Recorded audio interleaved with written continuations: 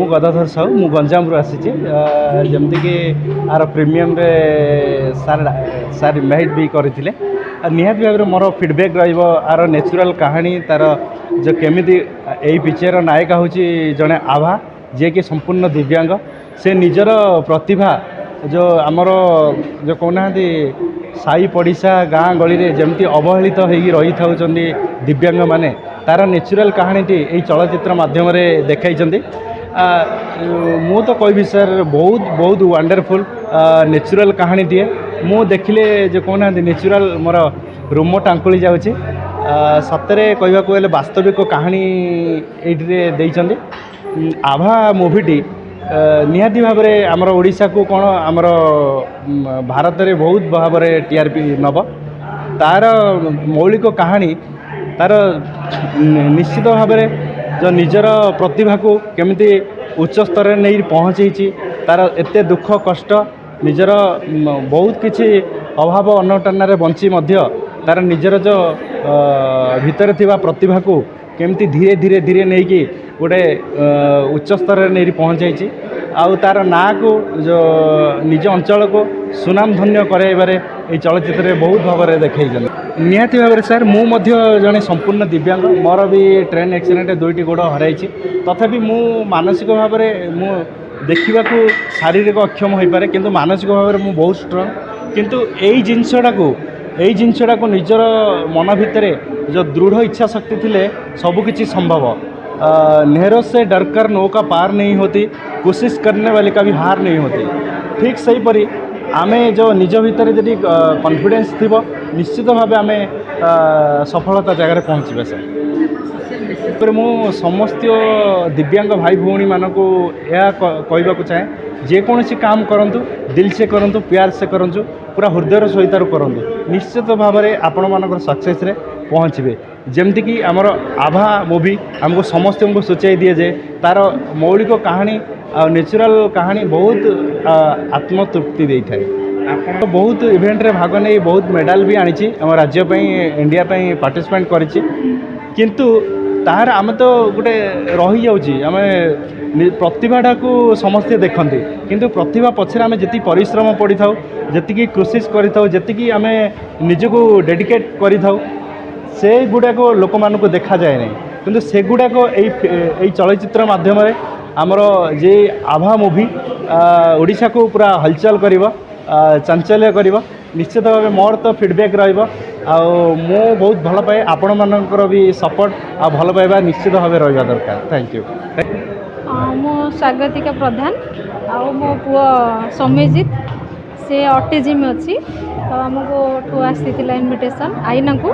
आम बहुत भल पूरा मन पूरा छुईगला आउ देखला आखिर भी लुह आसला माने निज पिला कथा भी भाविली माने ताको मैं सेतिक एफर्ट देइछु बोली आज भल से सेमती सिचुएसन मो पुओ थांदा आज ताले से जिन भाविला मन बहुत दुख भी आसला एमती होउची मो पारिपार्श्व बहुत अच्छी माने सिचुएसन भी अच्छी देखी बहुत पेरेंट्स एमती हैरान भी कर कहीं छुआटा जन्म है एमती छुआटा जन्म आम जीवन भाग्य किए पाप करूँ एक्जाक्ट जहाँ जहाँ सीन अच्छी से जिनटा भी है नाई किंतु एटा मिछ ए फिल्म रे ए जिनटा टिके नेगेटिव अच्छी माँ तो फास्ट प्रायोरिटी पिला को दब पिला जिते भी खराब हो माँ ही दब ये बापा सपोर्ट करिछि किंतु माँ टिके घृणा करिछि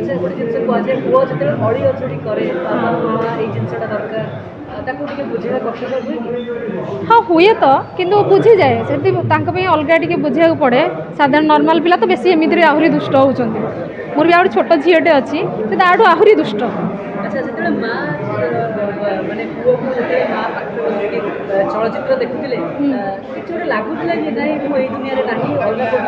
हाँ मुझे भावुली मो पुअर किसी गोटे किसी स्पेशल सी भी सेमती कलरिंग करे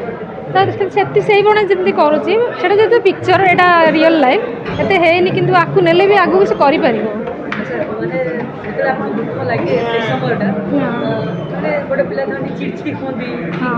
सी भी हुए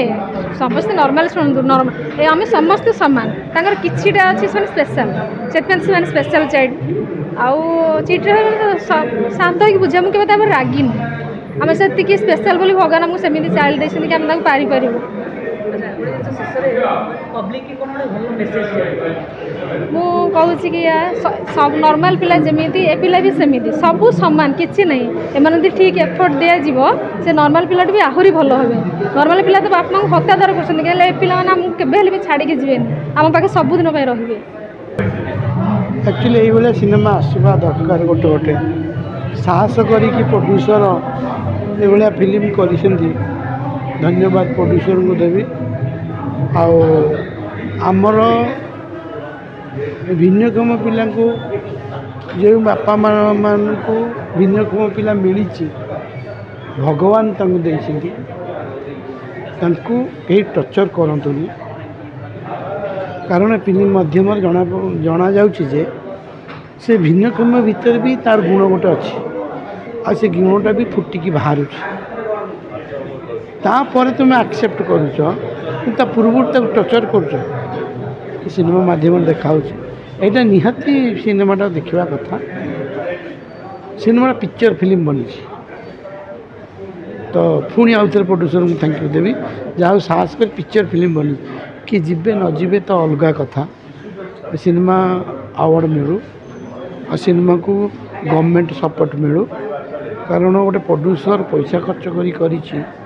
ତ ଗଭର୍ଣ୍ଣମେଣ୍ଟର ନିହାତି ଏଥିରେ କିଛି ନା କିଛି ସପୋର୍ଟ ମିଳିବା ଦରକାର। ଦୁଇ ପଇସା ପ୍ରଡ୍ୟୁସର ପାଉ, ଆଉ ଓଡ଼ିଆ ସିନେମା ଭାଷା ସଂସ୍କୃତି ବଞ୍ଚି ରହୁ। ଆଉ ଏଇ ସିନେମାଟା ନିହାତି ସମସ୍ତେ ସପୋର୍ଟ କରିବା ଦରକାର। Thank you. ମୁଁ ସତ କଥା କହିତେ ଗଲେ କୌଣସି ଫିଲ୍ମ ପ୍ରଡକ୍ସନ୍ କରିବାର ଉଦ୍ଦେଶ୍ୟରେ ମୁଁ ଫିଲ୍ମରେ ଓହ୍ଲାଇନି। ଆକ୍ଚୁଆଲି ବାସ୍ତବ କଥା ଏମିତିଆ ଯେ ଡିସେବଲ୍ ପିଲା ବା ଆମର ଯେ ସ୍ପେଶାଲ୍ ଚାଇଲ୍ଡ ମାନେ ଡିଫରେଣ୍ଟଲି ଏବୁଲ୍ ଯେଉଁମାନେ ପିଲା ଅଛନ୍ତି ସୋସାଇଟିରେ, ସେମାନଙ୍କ ପାଇଁ ଆମର ଅର୍ଗାନାଇଜେସନ୍ ଅଲରେଡ଼ି କାମ କରେ। ଆମର ଗୋଟେ ଅର୍ଗାନାଇଜେସନ୍ ଅଛି, ସେ ଅର୍ଗାନାଇଜେସନ୍ ସୋଶାଲ୍ ଅର୍ଗାନାଇଜେସନ୍, ଆମେ ସେ କାମ କରେ। ସେଇଥିରୁ ଆମେ ଗାଁ ଘରେ ଯାଇକି ଏ ଚିତ୍ର ଆମେ ନିଜେ ଦେଖିଛୁ ଯେ ଗୋଟେ ଗରିବ ଘରେ ଯେ ଗୋଟେ ଦିନ ଆଣିକି ଦିନ ଖାଇବା ଘର, ସେଇ ଘରେ ଯଦି ଏମିତିଆ ଗୋଟେ ଡିଫରେଣ୍ଟଲି ଏବୁଲ୍ ପିଲା ଜନ୍ମ ହୁଏ, ଫିଜିକାଲି ମେଣ୍ଟାଲି ଚ୍ୟାଲେଞ୍ଜ, ସେ କାମ କରିପାରୁନି, ନିଜେ କରିପାରୁନି, ତାର ଚିକିତ୍ସା ତାର ଗୁଡ଼ାକ କେହି ନା କେହି ତା ଘରେ ସେଟାକୁ ବୋଝ ବୋଲିକି ମନେ କରେ। ସେ ଆଟେନସନ୍ ପାଉନି, ଅବହେଳା ମିଳେ ତାକୁ। କିନ୍ତୁ ଏଟା ବି ସତ କଥା, ଭଗବାନ ସେ ସମସ୍ତ ପିଲା ଭିତରେ କିଛି ନା କିଛି ଗୁଣ ବି ଦିଏ, ଯେଉଁମାନେ ସେ ଆଟେନସନ୍ ପାଇଛି, ସୋସାଇଟି ଆଟେନସନ୍, ଘର ଆଟେନସନ୍, ସେମାନେ ବଡ଼ ବଡ଼ ଜାଗାରେ ଯାଇଛି। ଆଜି ଆପଣ ଦେଖିଲେ ବହୁତ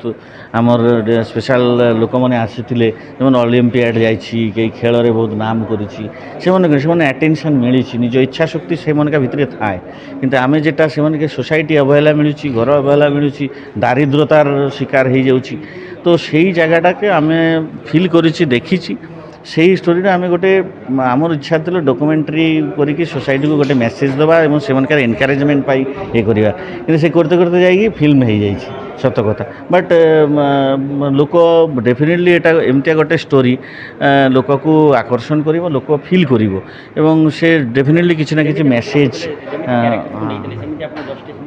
ପୁରା